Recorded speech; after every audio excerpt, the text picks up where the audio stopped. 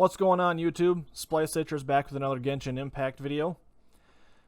I just hit AR 56, so that's pretty exciting, but it's going to take like another month to hit 57. It was 220k, somewhere around there, to hit 56, and now it's 258, so just keeps getting higher and higher, but adventure rank at this point is kind of a novelty. It's not important. But the rewards when you finally hit it are kind of nice. It's just something to work for over time. Anyway, what this video is about is a version 1.6 wish list, or at least features I'd like to see implemented at least sometime soon. And number one would be dark mode. So right now it is nighttime in my game, so if I teleport somewhere, I actually have dark mode loading screens. Your loading screen turns kind of a charcoal black, and the emblems and stuff like that and the font turns kind of a bronzish gold. Whereas if it's daytime in your game, we'll change it here, you'll still have the white loading screens. It'd be awesome if they could put a dark mode in the intro, like when you open the game, change those white screens with all the "please don't sue me" text. And then what they could do for the doorway is, yeah, see, we got the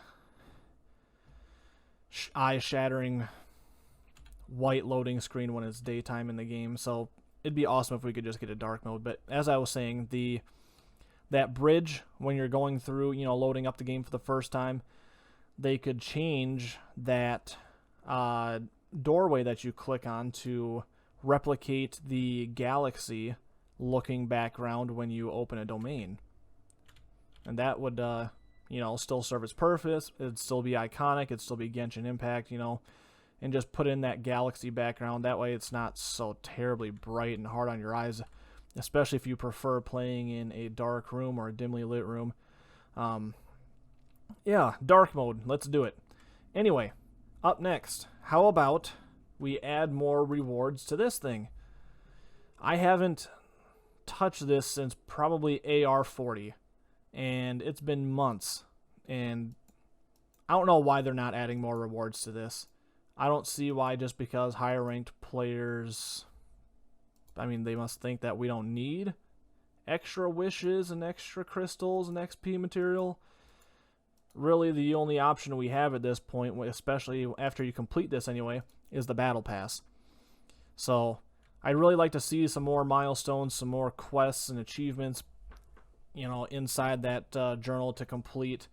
Give us something to do, something to work for, and give us a nice little reward for completing those steps. Furthermore, how about some more reputation rewards? So we do have a new zone coming in 1.6, Inazuma, so I would imagine that city will also have its own reputation system, so we'll finally have some more reputation to grind and some more rewards to unlock. But if we could, once you hit the cap of reputation level 8 with Liwa, Mondstadt, and any future cities that they add, why not give us some extra rewards, whether it's just an extra 50 primos for grinding out every level past level 8. Give us something to do. A little bit of a time sink, a little bit of a reward for doing the reputation stuff, because if you're not, even if you hit your 50 or your 10k battle pass XP every week, you should still be doing all 3 bounties every week at the highest level, because they reward 30k mora each. That's 90k mora a week. Same thing with the requests. These give you 20k, so that's another 60k mora a week. Make sure you're doing these every single week. Anyway, up next, how about we talk about resin?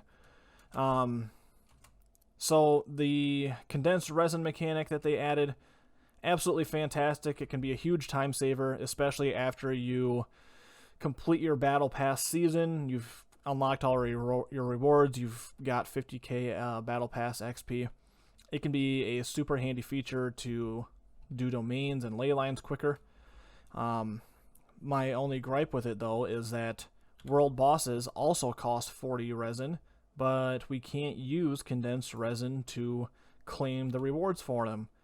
So either make condensed resin work on world bosses, or let us convert condensed resin back into original resin. That way we can use it for world bosses if we so choose. That way you're not, if you really need to farm up some essential materials to level up another character and you're not at home for, hours on end, and you just got to log into the mobile version real quick just to make some condensed resin to keep yourself from capping so you're always generating, you can still use that condensed resin to get those essential materials from the world bosses. That'd be a really awesome feature. Furthermore, to expand on resin a little bit, sure, condensed resin is great, but a resin bank, so to speak, so that once you if you actually cap at 160 based on your adventure rank, the higher your adventure rank, the more capacity your bank would have. But you would be able to keep accumulating, 60, 70, 80, 90 resin in a bank, so to speak, that you could access at any time once you're below 160 again. They have a feature just like this in their other title called Genshin Impact 3rd, and it'd be really great if they could implement that back into, or implement it, not back, but implement it into Genshin Impact. I think it would please a lot of players, be a fantastic feature. And lastly, kind of beating a dead horse here, I've talked about this multiple times before, but if they would just redo the XP system, just make it so that we can farm mobs to level up alternative characters, that way we can have some actual build diversity.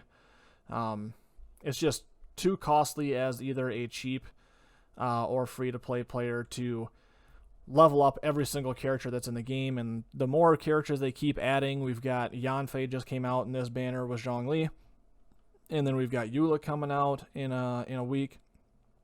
How do you expect anybody to keep up if you're not a whale? If you're not dumping thousands of dollars into this game every single week, or every single month, you're just not going to have the resources to really use everybody to their full potential.